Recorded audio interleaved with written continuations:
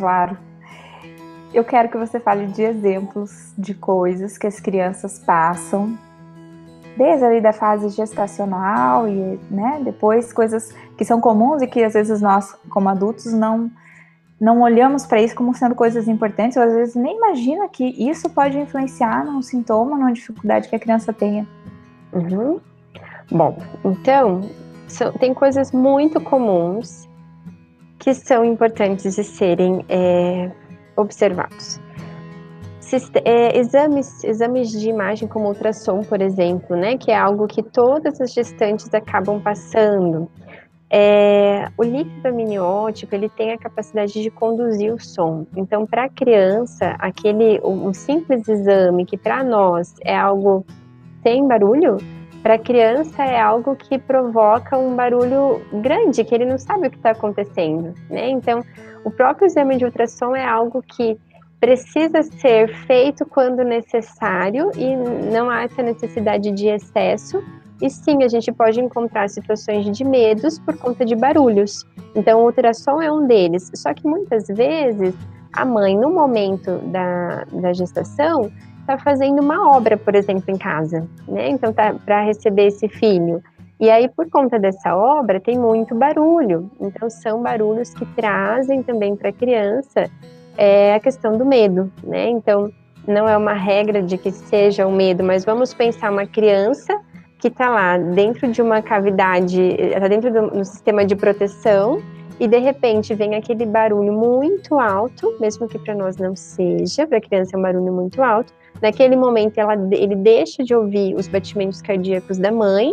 Então, que tipo de sensação uma criança dessa pode ter, né? Com certeza não é num parque de diversões, mas como se o predador viesse atacar. Então, uma coisa muito comum são os barulhos que as crianças vivenciam. Porque é incrível, né? Outra coisa muito importante são os medos que a mãe vive, muitas vezes até pela própria gestação. Então, uma mãe que teve um sangramento, um descolamento, às vezes, de placenta, né? O início de descolamento, diagnósticos dados pelos médicos e, às vezes, até aquela suspeita médica que é dita: olha, eu acho que pode ter alguma coisa aqui. Esse exame não tá legal, vamos ter que repetir esse exame, eu vou te encaminhar para uma pessoa, né, para um outro médico. Essa aflição que a mãe vive por conta tanto da saúde do filho ou por manter a gestação é algo que vai dar para a criança a noção de sobrevivência mesmo, né? Medos em relação à sua própria sobrevivência. Às vezes os medos de separação também. Aí a gente pensa as questões conjugais vividas, né? E relacionais, familiares de todo modo. A gente encontra hoje nos adultos situações onde lá na vida gestacional a mãe engravidou, mas ela não era casada. E aí os pais mandaram essa mãe embora de casa, né? Mães que ficaram desamparadas, sem a família. Hoje a gente vê muito isso nas gerações, né, de agora, de adultos.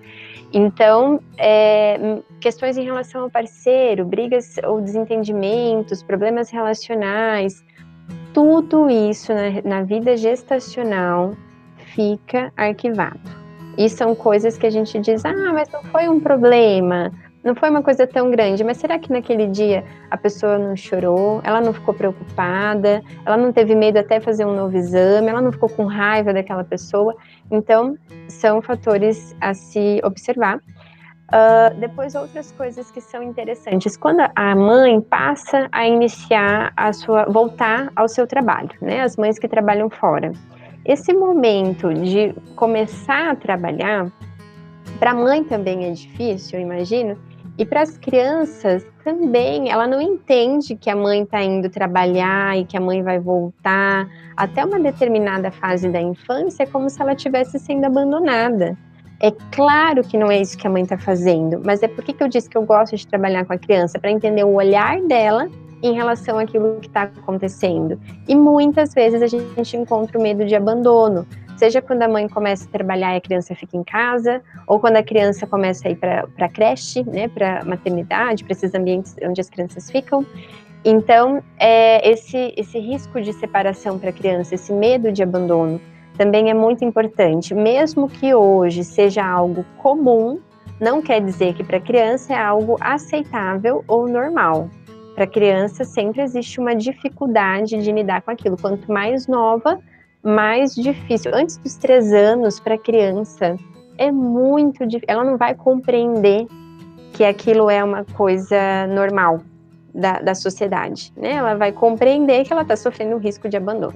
E aí, lógico, as mães não precisam deixar de trabalhar, mas a gente pode auxiliar a criança a entender ou se sentir mais segura, encorajá-la a passar por aquela fase, se sentindo tranquila de que a mãe vai voltar para buscar, de que a mãe vai voltar para casa, né? Então é dar o melhor dentro das mesmas situações, dar o melhor cenário para as crianças.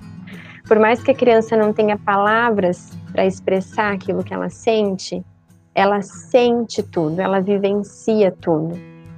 E muitas vezes, e na grande maioria das vezes, essa incapacidade de expressar. Em palavras é que não vai ser, né? Vai ser em sintomas, quando isso Ou acontece. em comportamentos, Ou né? em comportamentos, exatamente. Bom, outras coisas que são interessantes, que a gente acha irrelevante, é a mudança do quarto, né? A criança pode, de repente, já dormir num outro quarto desde o início, ou a partir de uma determinada fase, dormir no outro quarto. E isso pode trazer para as crianças algumas características de medo, de começar a chorar, enfim, a ir para o quarto dos pais. E aí a gente tem uma sociedade com um padrão rígido, no sentido de que a criança precisa dormir lá para ser mais independente. A criança precisa parar de fazer manha, né? A criança precisa ter autonomia.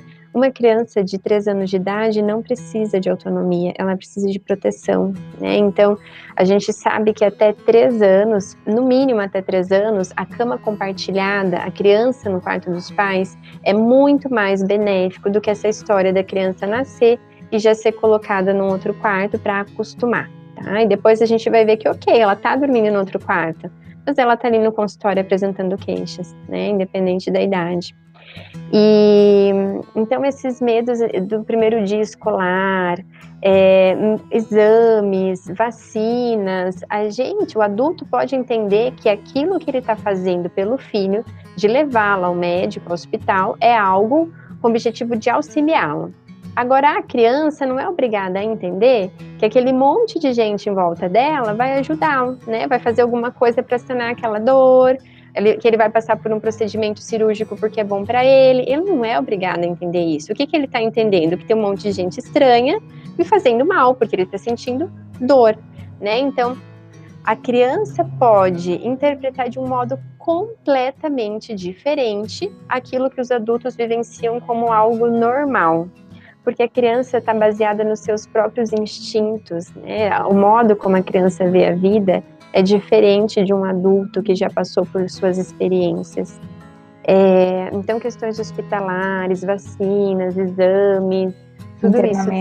Né? Internamentos, né? Ficar longe da família. O nascimento de um segundo irmão, de um irmão, enfim. Aí os pais sempre me dizem, poxa, Luana, mas ele gosta tanto do irmão. E claro, que bom que ele gosta tanto do irmão, né? É uma família. Mas isso não quer dizer que ele não sofreu por algum motivo, não quer dizer que ele não teve medo de perder seu lugar, medo de não ser tão amado, medo de não ser tão importante. E hoje as famílias têm muito mais consciência disso, né? Vem preparando as crianças, vem falando sobre o assunto, as crianças participam mais. Mas quando a gente pega os adultos, quantos adultos simplesmente não viram que a mãe estava grávida, não entendia direito o que era, de repente a mãe passa por um parto, às vezes até em casa, e de repente tem um irmão, sabe? Muitas vezes isso foi vivido de um modo assustador, não foi nem só uma questão de território, né? Mas de um modo assustador. Hoje as crianças têm participado mais desses momentos, mas isso não quer dizer que eles não tenham as suas dores, as suas dificuldades de compreensões em relação a isso. E quanto menor a criança, mais medos ou inseguranças eles podem apresentar por essa nova pessoa na família. E só mais uma outra coisinha, senão eu não paro de falar, é a questão de pessoas que deixam de fazer parte do ambiente familiar. Então, por exemplo, babás, às vezes uma avó que vem para ficar com a criança, com o bebê, enquanto ele é muito pequenininho ainda, para ajudar a mãe, né?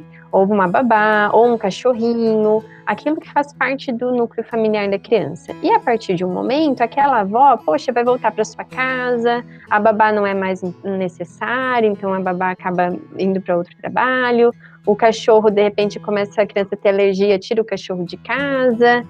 E nem sempre a criança tem conhecimento do que é que está acontecendo, porque, poxa, a minha vida era assim, essas pessoas faziam parte da minha família. E agora, do meu convívio, e agora não fazem mais, né? Então, é algo que muitas vezes não é bem explicado, né? Ou então diz assim, essa pessoa que não está mais presente na família, seja por uma perda, um óbito, porque a pessoa não mora mais ali, ela precisou ir, mas ela vai voltar. Ou então assim, ela foi embora, ela ficou doente, ela, sabe, uma desculpa, assim, não me passa pela cabeça uma boa desculpa agora, mas são desculpas que dão para as crianças e que não dão uma explicação verdadeira de que, olha, essa babá, que é muito importante para você, é muito importante para nós, nos ajudou, cuidou de você até agora, mas a partir de agora, essa babá vai ajudar outra criança e ela sempre vai continuar gostando de você, ela vai voltar aqui, você vai poder falar com ela, a gente pode encontrar, mostrar para a criança que ela foi importante para aquela pessoa, de que a avó, ela precisou ir porque ela tem outros netos, porque ela tem a cidade dela ou a vida dela, mas de que a criança é importante para aquela pessoa, que aquele cachorrinho que ela gostava muito, continua gostando dela, mesmo que esteja em outro lugar, porque simplesmente desaparecer alguém do núcleo familiar sem uma explicação para a criança não vai simplesmente esquecer. A criança não fala disso, mas não quer dizer que ela não sofra por isso, que ela não vivencie, que ela não sinta isso. A diferença é que ela se distrai com outras coisas. Mas em algum momento, alguma coisa vai aparecer, vai tornar aquilo evidente. A gente vê isso muitas vezes na microfisioterapia como um desaparecimento de alguém, né? A sensação de que alguém desapareceu, né? Então, alguma pessoa ou alguém da família. Um medo de abandono, sentimento de abandono. Sentimento de abandono. Eu